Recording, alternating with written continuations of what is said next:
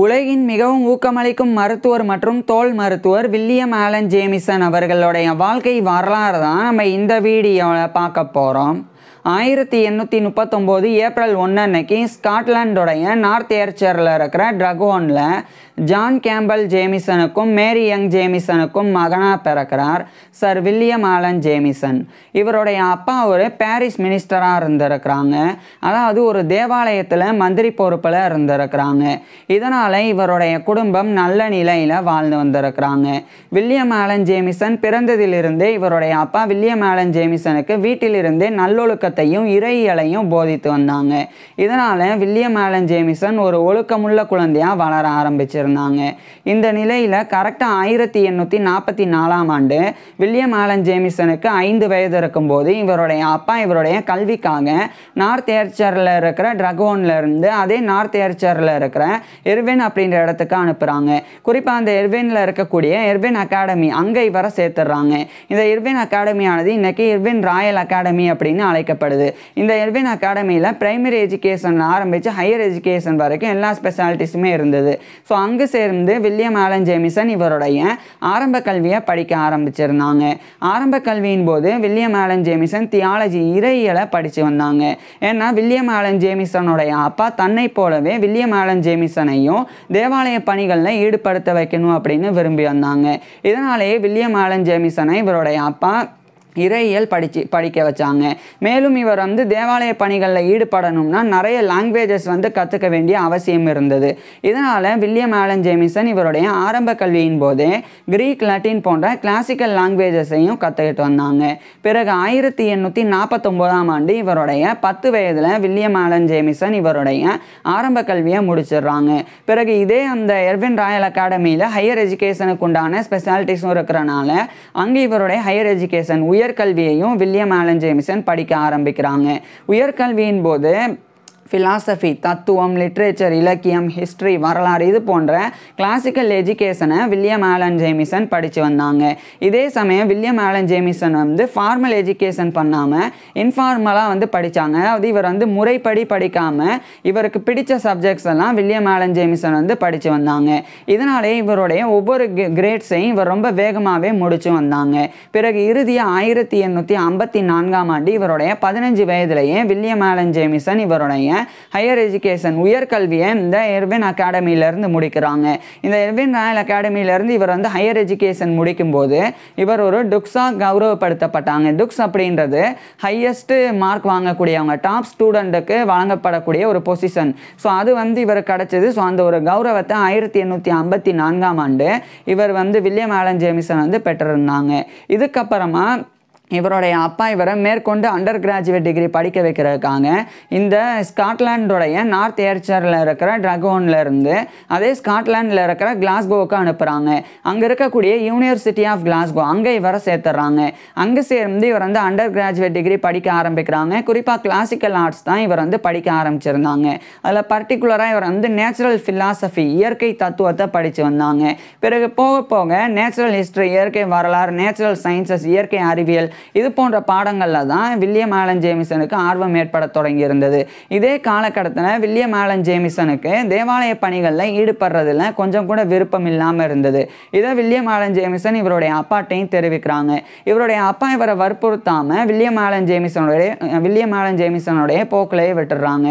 So இவரும் 2 வருடங்கள் மட்டும் அந்த யூனிவர்சிட்டி ஆஃப் கிளாஸ்கோவில் படித்து 1856 ஆண்டு இவருடைய படிப்பை பாதியிலே நிப்பாட்டுறாங்க. அதாவது இவருடைய ஃபுல் கரிக்குலம் இவர் முடிக்காமல் இவருடைய 17 வயதில் வில்லியம் ஆலன் ஜேமிசன் இவருடைய படிப்பை நிப்பாட்டிட்டு இந்த ஸ்காட்லாண்டுடைய நார்த் ஏர்ச்சரில் இருக்கிற ட்ரகோனில் இருந்து இவர் இவருடைய ஒரு ரிலேட்டிவ்ஸ் வீட்டுக்கு போகிறதுக்காக ஆஸ்திரேலியாவில் இருக்கிற குயின்ஸ்லாண்டுக்கு போயிடுறாங்க.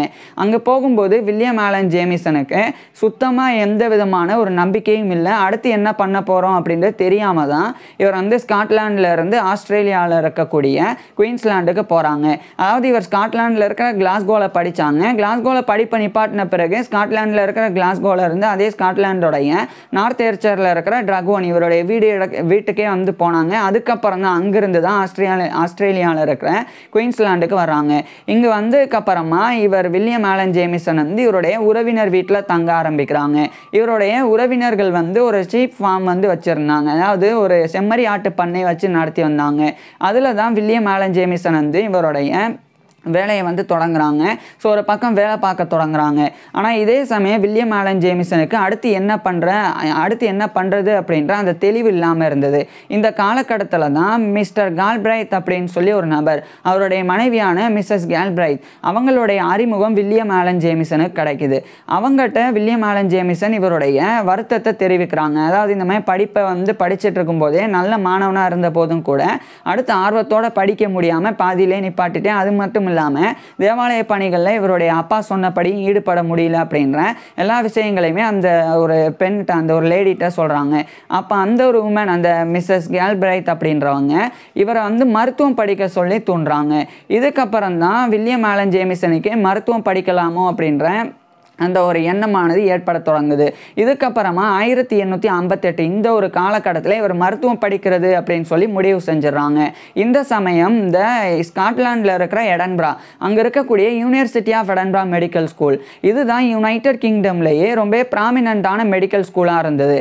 இதனால் அங்கே போய் படிக்கிறது அப்படின்னு வில்லியம் ஆலன் ஜேமிசன் முடிவு செஞ்சிடறாங்க. இதன் காரணமாக இந்த 1858 காலகட்டத்தில் இவருடைய கிட்டத்தட்ட 19 வயதில் வில்லியம் ஆலன் ஜேமிசன் வந்து ஆஸ்திரேலியாவில் இருக்கிற குயின்ஸ்லாண்டில் இருந்து ஸ்காட்லாண்டில் இருக்கிற எடன்பராக்கு போயிடுறாங்க. குறிப்பாக அந்த எடன்பராவில் இருக்கக்கூடிய university of Edinburgh medical school அங்கே சேர்ந்து இவர் வில்லியம் ஆலன் ஜேமிசன் வந்து இவருடைய மருத்துவ கல்வியை, மெடிக்கல் எஜுகேஷனை தொடர ஆரம்பிக்கிறாங்க. மருத்துவ கல்வி படிக்கிறது வில்லியம் ஆலன் ஜேமிசனுக்கு ரொம்ப விருப்பமான ஒரு விஷயமா இருந்தது. ஸோ இதனால் இவர் ரொம்ப ஆர்வத்தோடவும் ஈடுபாடோடவும் இவருடைய மருத்துவ கல்வியை தொடர்ந்து படித்தாங்க. குறிப்பாக எல்லா சப்ஜெக்ட்ஸையுமே ரொம்ப நல்லா படித்தாங்க. அதாவது மருத்துவ கல்வியின் போது இவருடைய மெடிக்கல் கரிக்குலமில், பாடத்திட்டத்தில் அனாட்டமி உடற்கூறியல், ஃபிசியாலஜி உடலியல், பெத்தாலஜி நோயியல், மெட்டீரியா மெடிக்கா மருந்துகளினுடைய பண்புகள் குறித்து படிக்கிறது, சர்ஜரி அறுவை சிகிச்சை, கிளினிக்கல் மெடிசன் மருத்துவம் அப்படின்னு இவ்வளோ சப்ஜெக்ட்ஸ் வந்து இருக்குது. ஸோ அது எல்லாமே வில்லியம் ஆலன் ஜேமிசன் வந்து ரொம்ப சிறப்பாகவே படித்து வந்தாங்க. பிறகு இறுதியாக 1863ஆம் ஆண்டு வில்லியம் ஆலன் ஜேமிசன் வந்து இவருடைய 24 வயதில் இவருடைய மருத்துவ கல்வியை, டாக்டர் ஆஃப் மெடிசன் அப்படின்ற MD டிகிரியை இந்த யூனிவர்சிட்டி ஆஃப் எடன்பரா மெடிக்கல் ஸ்கூல்ல இருந்து வில்லியம் ஆலன் ஜேமிசன் வந்து முடிச்சிடுறாங்க. முடிச்ச உடனடியாக அந்த எடன்பராலே இருக்கக்கூடிய royal infirmary of Edinburgh, RIE அப்படின்னு அழைக்கப்படும், இது எடன்பரா ராயல் இன்ஃபர்மரி அப்படின்னு அழைக்கப்படும். இந்த ராயல் இன்ஃபர்மரி ஆஃப் எடன்பரா அப்படின்றது ஒரு வாலண்டரி ஹாஸ்பிட்டல். அங்கே வந்து மெடிக்கல் ட்ரைனிங்காக 1863ஆம் ஆண்டு வில்லியம் ஆலன் ஜேமிசன் வந்து ஜாயின் பண்ணுறாங்க. அதாவது வில்லியம் ஆலன் ஜேமிசன் வந்து மருத்துவ கல்வியை முடித்த உடனே ஒரு மருத்துவராக நோயாளிகளுக்கு சிகிச்சை கொடுக்கக்கூடிய தகுதியை அடைய முடியாது. ஏன்னா அதுக்கு முன்னாடி வில்லியம் ஆலன் ஜேமிசன் இவருடைய டிகிரி முடித்த உடனே ஏதாவது ஒரு மருத்துவமனையில் ஜாயின் பண்ணி அங்கே இருக்கக்கூடிய தேர்ந்த மருத்துவர்கள் நோயாளிகளுக்கு சிகிச்சை கொடுக்கறத பார்த்து பயிற்சி பெறணும். அதுக்கப்புறமா வில்லியம் ஆலன் ஜேமிசனே மற்ற தேர்ந்த மருத்துவர்களினுடைய மேற்பார்வையின் கீழே நோயாளிகளுக்கு சிகிச்சை கொடுக்கணும். இதை ரெண்டையுமே இவர் சரியாக செஞ்சாதான் வில்லியம் ஆலன் ஜேமிசன் வந்து ஒரு மருத்துவராக குவாலிஃபை ஆக முடியும், தகுதி பெற முடியும். இதுக்காக தான் இந்த எடன்பராவில் இருக்கிற ராயல் இன்ஃபர்மரி ஆஃப் எடன்பராவில் இவருடைய மெடிக்கல் ட்ரைனிங்கை ஒரு ஹவுஸ் ஃபிசிஷியனாக இருந்து வில்லியம் ஆலன் ஜேமிசன் வந்து எடுத்துக்க ஆரம்பிக்கிறாங்க. வில்லியம் ஆலன் ஜேமிசன் வந்து ஜென்ரல் ஃபிசிஷியன் ஆகணும் அப்படின்றது தான் அதாவது இவருடைய எண்ணமாக இருந்தது. ஏன்னா இந்த காலகட்டத்திலே வந்து மெடிசனில் நிறைய ஸ்பெஷாலிட்டிஸ் இருக்குது. குறிப்பாக வந்து பீடியாட்ரிக்ஸ் குழந்தை மருத்துவம், அப்சட்ரிக்ஸ் மகப்பேறு மருத்துவம், பிரசவம் பார்க்குறது, அதே மாதிரி கைனகாலஜி பெண் நோயியல், டெர்மட்டாலஜி தோல் மருத்துவம், கார்டியாலஜி இருதயவியல் அப்படின்னு எக்கச்சக்கமான ஸ்பெஷாலிட்டிஸ் இருக்குது. ஆனால் இந்த காலகட்டத்தில் அது ரொம்ப குறைவான ஸ்பெஷாலிட்டிஸ் இருந்தது. அதெல்லாம் தேர்ந்தெடுக்காமல் வில்லியம் ஆலன் ஜேமிசன் வந்து ஒரு பொதுவாக ஒரு சாதாரணமான ஒரு மருத்துவர் ஆகணும் அப்படின்னு தான் விரும்பினாங்க. இதனால் ராயல் இன்ஃபர்மரி ஆஃப் எடன்பராவில் வில்லியம் ஆலன் ஜேமிசன் வந்து இவருடைய மெடிக்கல் ட்ரைனிங் வந்து மேற்கொள்கிறாங்க. பிறகு 2 ஆண்டுக்கு அப்புறமா 1865ஆம் ஆண்டு வில்லியம் ஆலன் ஜேமிசன் வந்து இவருடைய 26 வயதில் இந்த எடன்பராலே இருக்கக்கூடிய ராயல் இன்ஃபர்மரி ஆஃப் எடன்பரால இருந்து இவருடைய மெடிக்கல் ட்ரைனிங்கை முடிச்சிடுறாங்க. முடிச்சதுக்கப்புறமா இந்த 1865ஆம் ஆண்டு இவர் ஸ்காட்லாண்டில் இருக்கிற எடன்பரால இருந்து இங்கிலாந்துடைய லங்கேச்சரில் இருக்கிற இங்கிலாந்துடைய லங்கேச்சரில் இருக்கிற பிரஸ்டன் அப்படின்ற ஒரு இடத்துக்கு போயிடுறாங்க. இங்கே போகிறதுக்கு உண்டான முக்கியமான காரணம், இங்குமே வில்லியம் ஆலன் ஜேமிசனுடைய ஒரு ரிலேட்டிவ்ஸ் வந்து இருந்தாங்க. அவங்க வந்து ரொம்ப ஓரளவுக்கு வந்து நல்ல வசதியான ஒரு குடும்பமாக இருந்தாங்க. ஸோ அங்கே வந்து வில்லியம் ஆலன் ஜேமிசன் போயிடுறாங்க. அங்கே போனது மட்டும் இல்லாமல் அங்கே இருக்கக்கூடிய இவருடைய உறவினர்களுக்கு சிகிச்சை கொடுக்கக்கூடிய ஒரு ப்ரைவேட் ஃபிசிஷியனாகவே வில்லியம் ஆலன் ஜேமிசன் ஆரம்பத்தில் பணியை தொடங்கினாங்க. அதுக்கப்புறமா பிரஸ்டன்லேயே சுற்றி இருக்கக்கூடிய சுற்று வட்டாரத்தில் இருக்கக்கூடிய நோயாளிகள் எல்லாம் வில்லியம் ஆலன் ஜேமிசனை சந்திக்கிறதுக்கு வர்றாங்க அவங்களுடைய சிகிச்சைக்காக. ஸோ இது மாதிரி வில்லியம் ஆலன் ஜேமிசன் கிட்டத்தட்ட 2 வருடங்கள் இந்த பிரஸ்டன்லேயே வாழ்ந்தாங்க. அப்போது இவருடைய உறவினரும் இவருக்கு நல்ல சேலரி கொடுத்து உனக்கு நல்ல வேலையும் கொடுக்குறேன் மருத்துவரா அப்படின்னு சொல்கிறாங்க. ஆனால் வில்லியம் ஆலன் ஜேமிசனுக்கு அதில் அந்தளவுக்கு வந்து விருப்பம் இல்லை. இதன் காரணமாக இந்த 1867ஆம் ஆண்டு வில்லியம் ஆலன் ஜேமிசன் இவருடைய 28 வயதில் இந்த இங்கிலாந்துடைய லங்கேச்சரில் இருக்கிற பிரஸ்டனில் இருந்து அதே இங்கிலாந்துடைய நார்த்தம்பர்லாண்டில் இருக்கிற பெர்விக் அப்பான் ட்வீட் அப்படின்ற ஒரு இடத்துக்கு போயிடுறாங்க. இந்த பெர்விக் அப்பான் ட்வீட் ஆனது பெர்விக் ஆன் ட்வீட் அப்படின்னும் அழைக்கப்படும். ஸோ அது வந்து ஜென்ரலாக பெர்விக் அப்படின்னு ஷார்ட்டாக வந்து அழைக்கப்படும். ஸோ அந்த ஒரு பெர்விக் அப்பான் ட்வீடுக்கு வில்லியம் ஆலன் ஜேமிசன் போய் அங்கே ஒரு மருத்துவராக 1867ஆம் ஆண்டிலிருந்து பணிபுரிய தொடங்குறாங்க. இங்கே மருத்துவராக பணிபுரிய தொடங்கின உடனடியாகவே வில்லியம் ஆலன் ஜேமிசன் வந்து படிப்படியாக ஃபேமஸ் ஆகவும் ஆரம்பிக்கிறாங்க. ஏன்னா வில்லியம் ஆலன் ஜேமிசன் வந்து மருத்துவத்தில் நோயாளிகளுக்கு அந்த என்ன நோய் இருக்குது அப்படின்றத கண்டறிகிறதுலையும் அந்த நோய்க்குண்டான சரியான சிகிச்சை கொடுக்கறதுலையும் ஒரு கை தேர்ந்த மருத்துவராக இருந்தாங்க. இதனாலேயே இந்த பெர்விக் அப்பான் ட்வீட்டில் வில்லியம் ஆலன் ஜேமிசன் வந்து ரொம்ப ஃபேமஸ் அடைஞ்சு வந்தாங்க. குறிப்பாக 1870க்கு அப்புறமா வில்லியம் ஆலன் ஜேமிசனுடைய அனுபவமானது அங்கே இருக்கக்கூடிய மக்களுக்கு ரொம்ப பிடிச்ச ஒரு விஷயமா இருந்தது. இதே காலகட்டத்தில் வில்லியம் ஆலன் ஜேமிசன் வந்து மருத்துவத்தில் மக்களுக்கு ஏற்படக்கூடிய நோய்கள், அந்த நோய்களுக்கு எப்படி கண்டறியணும், அந்த நோய்களுக்கு எப்படி சரியான சிகிச்சை கொடுக்கணும், இது மாதிரி நிறைய ரிசர்ச் பேப்பர்ஸை வில்லியம் ஆலன் ஜேமிசன் எழுத தொடங்குறாங்க. இதை எழுதுறது மட்டும் இல்லாமல் தொடர்ச்சியாக வில்லியம் ஆலன் ஜேமிசன் அந்த ரிசர்ச் பேப்பர்ஸை பப்ளிஷ் பண்ணவும் செய்கிறாங்க. இது மாதிரி மெடிசனில் வில்லியம் ஆலன் ஜேமிசன் இவருடைய பங்களிப்புகளை கொடுக்க தொடங்குறாங்க. இந்நிலையில் கரெக்டாக கிட்டத்தட்ட ஒரு 9 ஆண்டுக்கு பிறகு 1876ஆம் ஆண்டு வில்லியம் ஆலன் ஜேமிசன், ஏன்னா 1867 இந்த பெர்விக் அப்பான் ட்வீடுக்கு வந்தாங்க. ஸோ 1876ஆம் ஆண்டு 9 வருடங்களுக்கு பிறகு வில்லியம் ஆலன் ஜேமிசன் வந்து மறுபடியும் இவருடைய ஓன் கண்ட்ரிக்கே போகணும் அப்படின்னு முடிவு பண்ணிடுறாங்க. இதனால் இந்த 1876ஆம் ஆண்டு வில்லியம் ஆலன் ஜேமிசன் இவருடைய 37 வயதில் இவர் இப்போ வந்து பணிபுரியக்கூடிய அந்த இங்கிலாந்துடைய நார்த்தம்பர்லாண்டில் இருக்கிற பெர்விக் அப்பான் ட்வீட்டில் இருந்து ஸ்காட்லாண்டில் இருக்கிற எடன்பராவுக்கு 1876ஆம் ஆண்டு போயிடுறாங்க. அங்கே போனதுக்கப்புறமா அந்த எடன்பராலே இருக்கக்கூடிய ராயல் பப்ளிக் டிஸ்பென்சரி அப்படின்னு ஒரு மருத்துவமனை, அங்கே ஒரு ஃபிசிஷியன் மருத்துவராக வில்லியம் ஆலன் ஜேமிசன் வந்து நியமிக்கப்படுறாங்க. இந்த நிலையில் தான் மிஸ்டர் லேகாக் அப்படின்னு ஒரு மருத்துவர், அவர் வந்து ராயல் இன்ஃபர்மரி ஆஃப் எடன்பரால டிசீசஸ் ஆஃப் தி ஸ்கின், அதாவது தோல் மருத்துவம் தான், டெர்மட்டாலஜி தான் இந்த காலகட்டத்தில் டிசீசஸ் ஆஃப் தி ஸ்கின் அப்படின்னு அழைக்கப்பட்டது. ஸோ அதில் தோல் நோயாளிகளுக்கு அவர் வந்து சிகிச்சை கொடுத்தாங்க. அவருக்கு பிறகு அந்த மிஸ்டர் லேலாக்கு பிறகு அதே பொறுப்பில் மிஸ்டர் பென்னட் அப்படின்ற ஒரு டாக்டர் வந்து ஜாயின் பண்ணாங்க. இந்த விஷயங்கள் எல்லாம் வில்லியம் ஆலன் ஜேமிசன் வந்து கவனிக்க ஆரம்பிக்கிறாங்க. அதாவது தோலுக்கு சிகிச்சை கொடுக்கறதுக்காகவும் தனி மருத்துவம் இருக்கும் அப்படின்னு. ஆனால் இவர் வந்து அதுக்கப்புறம் தான் புரிஞ்சுக்கிறாங்க இதை இவங்க 2 பேர் தான் பண்ணுறாங்களே ஒழிய மற்றபடி பெருசாக இந்த தோல் மருத்துவத்தில் அந்தளவுக்கு வந்து முக்கியத்துவம் கொடுக்கப்படலை அப்படின்றது வில்லியம் ஆலன் ஜேமிசனுக்கு இந்த காலகட்டத்தில் புரிய வந்தது. இதே காலகட்டத்தில் அந்த ராயல் இன்ஃபர்மரி ஆஃப் எடன்பரா, இவர் மெடிக்கல் ட்ரைனிங் பெற்ற அந்த ஒரு மருத்துவமனை, அங்குமே ஒரு ஃபிசிஷியனாக இவர் வந்து வேலை பார்க்கவும் தொடங்கியிருந்தாங்க.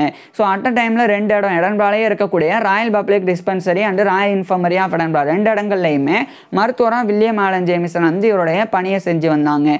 இந்த நிலையில தான் டக்ளஸ் மெக்லாகன் அப்படின்னு ஒரு மருத்துவர், ஆர்கைல் ராபர்ட்சன் அப்படின்னு இன்னொரு மருத்துவர், இந்த 2 பேருமே வில்லியம் ஆலன் ஜேமிசனுக்கு நீ பேசாமல் தோல் மருத்துவம் படிக்கலாம், அதில் பயிற்சி பெறலாம் அப்படின்னு அறிவுரை கொடுக்குறாங்க. ஏன்னா இவரை போன்ற ஜென்ரல் ஃபிசிஷியன்ஸ் வந்து நிறைய பேர் எடன்பரால இருந்தாங்க, ஒட்டுமொத்த ஸ்காட்லாண்டில் இருந்தாங்க. ஆனால் தோல் மருத்துவத்தை படித்து தோல் மருத்துவத்துக்கு சிகிச்சை கொடுக்கக்கூடிய மருத்துவர்கள் ரொம்ப குறைவான நபர்கள் தான் இருந்தாங்க. இதனால் வில்லியம் ஆலன் ஜேமிசனுக்கு அந்த டக்ளஸ் மெக்லாகன் அதே மாதிரி ஆர்கைல் ராபர்ட்சன் 2 பேரும் தோல் மருத்துவம் படிக்கிறதுக்கு அறிவுரை கொடுக்குறாங்க.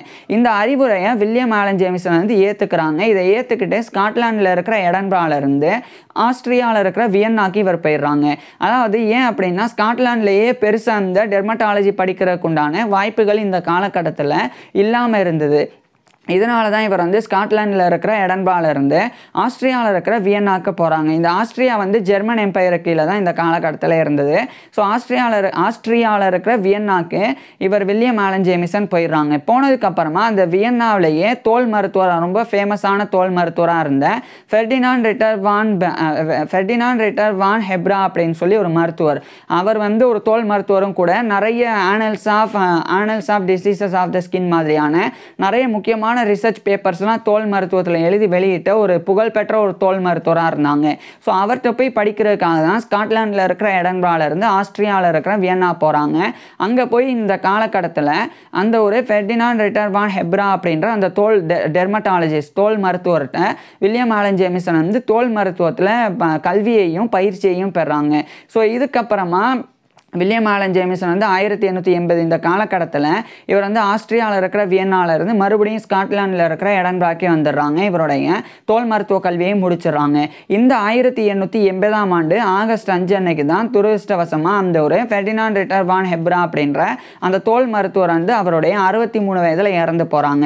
ஏன்னா அவர் 1816ஆம் ஆண்டு செப்டம்பர் 7 அன்னைக்கு பிறந்திருந்தாங்க. 1880 ஆகஸ்ட் 5 அன்னைக்கு அவருடைய 63 வயதில் இறந்து போகிறாங்க. இதுக்கப்புறம் வில்லியம் ஆலன் ஜேமிசன் வந்து ஸ்காட்லாண்டில் இருக்கிற எடன்பரா வந்ததுக்கப்புறமா தொடர்ச்சியாக இவர் வந்து ராயல் பப்ளிக் டிஸ்பென்சரியில் ஒரு பொது மருத்துவராக வேலை பார்த்தாங்க. ராயல் இன்ஃபர்மரி ஆஃப் எடன்பராலையும் மருத்துவராக தான் வேலை பார்த்தாங்க. தோல் மருத்துவத்திலையும் இவருடைய சிகிச்சை ஆரம்பிக்கலை. ஏன்னா அதுக்குண்டான தோல் மருத்துவத்துக்குண்டான ஒரு தனியாக பெரிய வார்ட்ஸ்லாம் இல்லாமல் ஒரு சின்ன வார்டு தான் இருந்தது. ஸோ அதில் இவரும் வந்து பெரிய அளவில் இந்த மாதிரி தோல் மருத்துவம்லாம் இவருக்கு தெரியும் அப்படின்றது அங்கே இருக்கிறவங்களுக்கு தெரியல. ஆனால் வில்லியம் ஆலன் ஜேமிசன் வந்து இவர் வந்து ப்ரைவேட் ப்ராக்டிஸ் வச்சு தோல் மருத்துவத்துக்கு இவருடைய வீட்டிலேயே ஒரு சின்ன மருத்துவமனை ஓப்பன் பண்ணி அங்கே வந்து தோல் மருத்துவ சிகிச்சைகளை கொடுத்து வந்தாங்க. இந்த காலகட்டத்தில் இவர் வந்து எடன்பராலே இருக்கக்கூடிய 35 சார்லட் ஸ்கொயர் அப்படின்ற ரொம்ப ஃபேமஸான எடன்பராலே இருக்கக்கூடிய ஒரு அட்ரஸ், அங்கே தான் வில்லியம் ஆலன் ஜேமிசன் தங்கியிருந்தாங்க. அங்கே இவருடைய சிகிச்சையும் கொடுத்து வந்தாங்க. இந்த நிலையில தான் 1884ஆம் ஆண்டு வில்லியம் ஆலன் ஜேமிசனுக்கு ஒரு மிகப்பெரிய பொறுப்பு கிடைக்குது, ஒரு வெற்றி கிடைக்குது. அதாவது இந்த ராயல் இன்ஃபர்மரி ஆஃப் எடன்பரா அங்கே வந்து இவர் extraordinary physician in diseases of the skin அந்த ஒரு மருத்துவராக இவர் வந்து நியமிக்கப்படுறாங்க. அதாவது டிசீசஸ் ஆஃப் தி ஸ்கின் அப்படின்றது டெர்மட்டாலஜி. ஆனால் இந்த காலகட்டத்தில் டெர்மட்டாலஜிக்கு அப்படின்னு தனி ஸ்பெஷாலிட்டிஸே கிடையாது. இதனால அது வந்து ஜென்ரலாக டிசீசஸ் ஆஃப் தி ஸ்கின் தோலின் நோய்கள் அப்படின்னு அழைக்கப்படும் அந்த ஒரு ஃபீல்டு. ஸோ தோலின் நோய்களில் மருத்துவர் அப்படின்னு சொல்லி அந்த extraordinary physician in the diseases of the skin அந்த பொறுப்பில் தான் இவர் வந்து ராயல் இன்ஃபர்மரி ஆஃப் எடன்பரால வில்லியம் ஆலன் ஜேமிசன் 1884ஆம் ஆண்டு நியமிக்கப்படுறாங்க. இதுக்கப்புறமா வில்லியம் ஆலன் ஜேமிசனே தோல் மருத்துவத்தில் சிகிச்சை வந்து அந்த ராயல் இன்ஃபர்மரி ஆஃப் எடன்பராலேருந்து கொடுக்க தொடங்குறாங்க. மேலும் இதே காலகட்டத்தில் வில்லியம் ஆலன் ஜேமிசன் எக்ஸ்ட்ராவாக ஒரு விஷயம் பண்ணுறாங்க. அதாவது தோல் மருத்துவம் சார்ந்த விரிவுரைகளை வில்லியம் ஆலன் ஜேமிசன் வந்து கொடுக்க தொடங்குறாங்க. அது வந்து ப்ரைவேட்டாக தான் இவர் பண்ணாங்க. ஏன்னா அஃபீஷியலாக அது வந்து அங்கீகரிக்கப்படலை தோல் மருத்துவம் அப்படின்றது. இதனால் வில்லியம் ஆலன் ஜேமிசனை தேடி வரக்கூடியவங்க தோல் மருத்துவம் கற்றுக்கிறதுக்கான அந்த ஒரு ஆர்வத்தோடு வரக்கூடியவங்களுக்கு வில்லியம் ஆலன் ஜேமிசன் வந்து தோல் மருத்துவத்தை கற்பித்து வந்தாங்க. மேலும் 1890 காலகட்டத்தில் வில்லியம் ஆலன் ஜேமிசன் வந்து டெர்மட்டாலஜியில் அதாவது தோல் மருத்துவத்தில் பல ஆராய்ச்சிகளை பண்ண தொடங்கியிருந்தாங்க. குறிப்பாக தோல் மருத்துவத்தில் இருக்கக்கூடிய பல வகையான நோய்கள், அந்த நோய்கள் பற்றிலாம் வில்லியம் ஆலன் ஜேமிசன் வந்து ஸ்டடி பண்ணாங்க. அந்த நோய்களை எப்படி வந்து கண்டறியணும், அதே மாதிரி எப்படி வேறுபடுத்தணும், ஒவ்வொரு நோய்க்கும் இருக்கக்கூடிய வித்தியாசம் என்ன, அந்த தோலில் ஏற்படக்கூடிய நோய்கள்லையே ஒரு சிலது வந்து காயம் மாதிரி ரெட்டிஸாக வந்து ஏற்படும், சிலது வந்து ப்ளூயிஸாக அப்படி நிறத்தில் மாற்றம் இருக்கும், ஒரு சில காயங்கள் வந்து புள்ளி புள்ளியாக இருக்கிற மாதிரி இருக்கும் தோலில், ஒரு சிலது வந்து தோலை வந்து உறிஞ்சி வர்ற மாதிரியான நோய்கள் இருக்கும். இந்த மாதிரி பல நோய்கள் இருக்குது. ஸோ அப்படி வில்லியம் ஆலன் ஜேமிசன் வந்து அதில் இருக்கக்கூடிய நோய்கள் அது குறித்து இவர் வந்து ஆராய்ச்சி பண்ணுறாங்க. அந்த நோய்களை எப்படி வந்து செப்பரேட்டாக கண்டறியணும் அது குறித்தும் வில்லியம் ஆலன் ஜேமிசன் வந்து ஆராய்ச்சி பண்ணாங்க. மேலும் அந்த கண்டறியப்பட்ட அந்த ஒரு நோய்க்கு வந்து எப்படி சிகிச்சை கொடுக்கணும் சரியான முறையில் அப்படின்றதையும் வில்லியம் ஆலன் ஜேமிசன் ஆராய்ச்சி பண்ணாங்க. ஆராய்ச்சி பண்ணது மட்டும் இல்லாமல் இவருடைய ஆராய்ச்சியின் விளைவாக நிறைய ரிசர்ச் பேப்பர்ஸையும் எழுதி தொடர்ந்து வெளியிட்டு வந்தாங்க. இதனாலேயே வில்லியம் ஆலன் ஜேமிசன் வந்து படிப்படியாக ஒரு தோல் மருத்துவராக ஃபேமஸ் ஆக தொடங்கியிருந்தாங்க. இது வந்து மெல்ல மெல்ல எடன்பரா முழுக்க பரவ ஆரம்பிக்குது. ஏன்னா எடன்பரால தோல் மருத்துவத்தில் அந்த அளவுக்கு முன்னேற்றம் ஏற்படாத காலகட்டத்தில் ஒரு தோல் மருத்துவராக பல நோய்கள் குறித்து ஆராய்ச்சி பண்ணி அந்த நோய்களுக்கெல்லாம் எப்படி சிகிச்சை கொடுக்கணும், அதை எப்படி வேறுபடுத்தி பார்த்து கண்டறியணும், இதெல்லாம் வந்து பண்ணுறது ஒரு சாதாரணமான விஷயம் கிடையாது. அதுவும் இந்த 18ஆம் நூற்றாண்டு 19ஆம் நூற்றாண்டுலாம் ரொம்ப சவால் மிகுந்த ஒரு காலகட்டம், மருத்துவ வளர்ச்சியே இல்லாத காலகட்டம். அப்போவே வில்லியம் ஆலன் ஜேமிசன் இந்த விஷயங்கள்லாம் பண்ணாங்க. இதனாலேயே 1899ஆம் ஆண்டு இந்த university of Edinburgh medical school, இவர் படித்த அந்த university of Edinburgh medical school, அங்கே இவர் ஒரு லெக்சரராகவே டிசீசஸ் ஆஃப் தி ஸ்கின்ல, அதாவது டெர்மட்டாலஜியில் ஒரு லெக்சரராக விரிவுரையாளராக இவர் நியமிக்கப்படுறாங்க. ஸோ தோல் மருத்துவத்தை கற்பிக்கக்கூடிய ஒரு விரிவுரையாளராக 1899ஆம் ஆண்டிலிருந்து இவருடைய 60 வயதிலிருந்து வில்லியம் ஆலன் ஜேமிசன் வந்து பணிபுரிய தொடங்குறாங்க. அதாவது இவர் வந்து லெக்சரராக இருக்கும்போது இங்கே தான் வந்து இந்த 1899ஆம் ஆண்டு தான் யூனிவர்சிட்டி ஆஃப் எடன்பரா மெடிக்கல் ஸ்கூலில் டெர்மட்டாலஜி அப்படின்றது ஒரு தனி ஃபீல்டாகவே, ஒரு ஸ்பெஷாலிட்டியாகவே வந்து ரெகக்னைஸ் பண்ணப்பட்டது. இருந்தபோதும் கூட அது வந்து ஆப்ஷனலாக தான் கொடுத்தாங்க. அதாவது ஸ்டூடெண்ட்ஸ் வந்து கட்டாயமாக தோல் மருத்துவம் படிக்கணும் அப்படின்னு இல்லாமல் அது வந்து ஆப்ஷனலாக இருந்தது. படிக்கணும் அப்படின்னு விருப்பம் இருந்தால் இவருடைய விரிவுரைகளை வந்து அட்டன் பண்ணி இவர் கற்பிக்கிறத தெரிஞ்சுக்கலாம். அதில் ஒரு வேளை விருப்பம் இல்லைன்னா விட்டுறலாம். ஸோ இந்த மாதிரியான நிலைமை இருந்தது.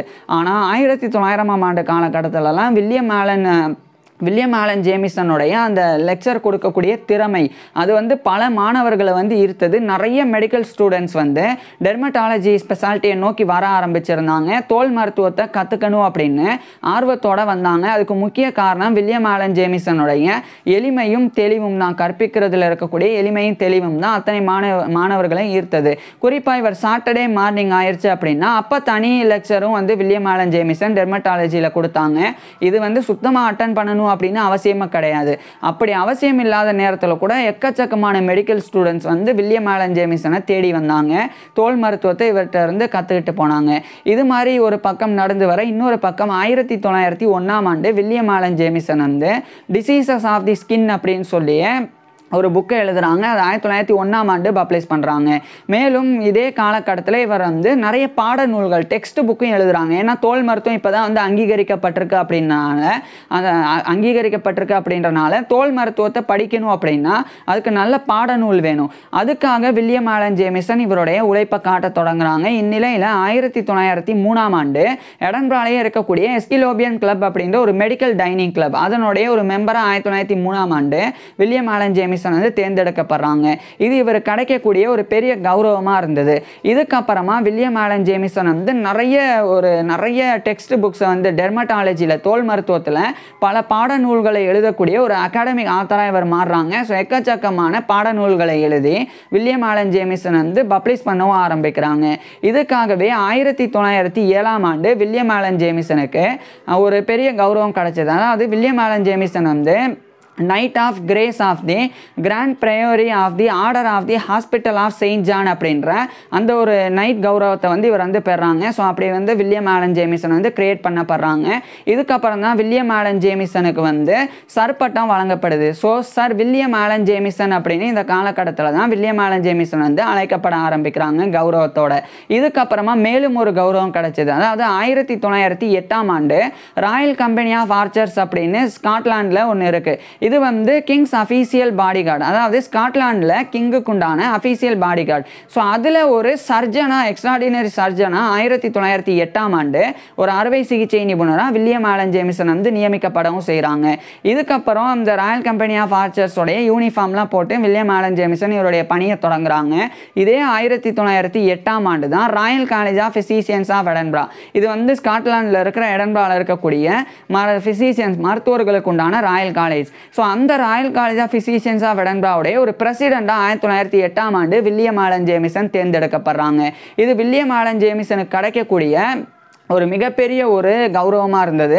ஸோ அந்த பொறுப்பில் 1910ஆம் ஆண்டு வரைக்கும் அடுத்த 2 ஆண்டுகள் Royal college of physicians of எடன்பராவுடைய பிரசிடெண்டாக வில்லியம் ஆலன் ஜேமிசன் இருந்தாங்க. அடுத்து 1910ஆம் ஆண்டு இவருடைய பதவி, அந்த president of the Royal college of physicians of Edinburgh, PRCPE அப்படின்ற அந்த ஒரு பதவியை 1910ஆம் ஆண்டு வில்லியம் ஆலன் ஜேமிசன் வந்து நிறைவு செய்கிறாங்க.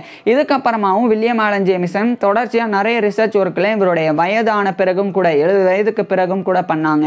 ஸோ 70 வயதுக்கும் பிறகு இவரை பப்ளிஷ் பண்ண ஒரு முக்கியமான ஒரு ஒர்க் வந்து the care of skin in health அப்படின்றது. இதை 1912ஆம் ஆண்டு வில்லியம் ஆலன் ஜேமிசன் எழுதி பப்ளிஷ் பண்ணுறாங்க. இதுக்கப்புறமா வில்லியம் ஆலன் ஜேமிசன் எப்படி அந்த தோல் மருத்துவத்தை பெரிய வளர்ச்சி கொண்டு போனாரோ அதே மாதிரி இவரை போலவே இவர்கிட்ட தோல் மருத்துவம் பயின்றவங்க அப்படின்னு சொல்லி நிறைய மாணவர்கள் வந்து மருத்துவர்களாகி அவங்களுமே தோல் மருத்துவத்தை எடன்பரா ஸ்காட்லாண்டில் பெரிய அளவில் கொண்டு போனாங்க. ஸோ இதுக்கப்புறம் தான் ஸ்காட்லாண்ட்லேயே தோல் மருத்துவம் அப்படின்றது தனி ஃபீல்டாக வந்து ரெகக்னைஸ் பண்ணப்பட்டது. அதுக்கப்புறமா அந்த ரெகக்னைஸ் பண்ணப்பட்டது மட்டும் இல்லாமல் அந்த தோல் மருத்துவத்துக்குண்டான மருத்துவர்களின் எண்ணிக்கை அதிகரிக்க தொடங்கியது. ஸோ அதுக்கு விதையிட்ட நபர் வந்து வில்லியம் ஆலன் ஜேமிசன் தான். ஸோ இப்பேற்பட்ட நபர் வந்து இறுதி 1916 ஏப்ரல் 21 அன்னைக்கு இவருடைய 77 வயதில் இறந்து போயிடுறாங்க. ஸோ இவருடைய 77வது பர்த்டே வந்து 20 நாட்களுக்கு பிறகு 1916 ஏப்ரல் 21 அன்னைக்கு இவருடைய 77 வயதில் 1916 ஏப்ரல் 21 அன்னைக்கு இவருடைய 77 வயதில் வில்லியம் ஆலன் ஜேமிசன் இறந்து போயிடுறாங்க. இவர் இறந்து போன பிறகு டெர்மட்டாலஜியில் இவர் ஆற்றின பங்களிப்புக்காக இவரை கௌரவிக்கிறதுக்காக தாமஸ் மார்டின் ரொனால்ட்சன் அப்படின்னு சொல்லி ஒரு பெயிண்டர், அவர் வந்து இவர் 35 சார்லட் ஸ்கொயரில் எடன்பராவில் வாழ்ந்தாங்க. அவர் வந்து 8 சார்லட் ஸ்கொயர் அங்கே வந்து வாழ்ந்தாங்க. இவருடைய நெய்பருடைய ஒரு மகன். அவர் வந்து 1881 1942 இந்த காலகட்டம் வரைக்கும் வாழ்ந்தவர். அவர் வந்து வில்லியம் ஆலன் ஜேமிசன் வந்து ராயல் கம்பெனி ஆஃப் ஆர்ச்சர்ஸோடைய யூனிஃபார்ம் அணிஞ்சிருக்கும் போது அதை இவர் வந்து ஓவியமாக சித்தரித்தாங்க. அந்த ஓவியமானது வில்லியம் ஆலன் ஜேமிசனுடைய நினைவாக இன்னைக்கு வரைக்குமே ஸ்காட்லாண்டில் இருக்கிற எடன்பராவில் இருக்கக்கூடிய royal college of physicians of Edinburgh அங்கு வந்து தொங்க விடப்பட்டிருக்குது. ஸோ அப்படி இவருடைய போர்ட்ரேட் வந்து அங்கே வைக்கப்பட்டு இவர் போற்றப்படுறதுக்கு முக்கிய காரணம் தோல் மருத்துவம் அப்படின்ற ஒரு துறையை இல்லாத இருந்த ஒரு நாட்டில் மிகப்பெரிய அளவில் அந்த தோல் மருத்துவத்தில் இன்னைக்கு முன்னேற்றம் ஏற்பட்டிருக்கு. அதுக்கு முக்கிய காரணம் வில்லியம் ஆலன் ஜேமிசன் தான். இந்த பங்களிப்புக்கு தான் வில்லியம் ஆலன் ஜேமிசன் இறந்தும் கௌரவப்படுத்தப்பட்டிருக்கிறாங்க. ஸோ இப்பேற்பட்ட வில்லியம் ஆலன் ஜேமிசன் பற்றி நீங்கள் என்ன நினைக்கிறீங்க அப்படின்றத கீழே கமெண்ட்ஸில் சொல்லுங்கள். உங்களுக்கு எந்த மாதிரியான டாபிக்ஸில் எந்த மாதிரியான வீடியோஸ் வேணும் அப்படின்றத கீழே கமெண்ட்ஸில் சொல்லுங்கள். தேங்க்யூ.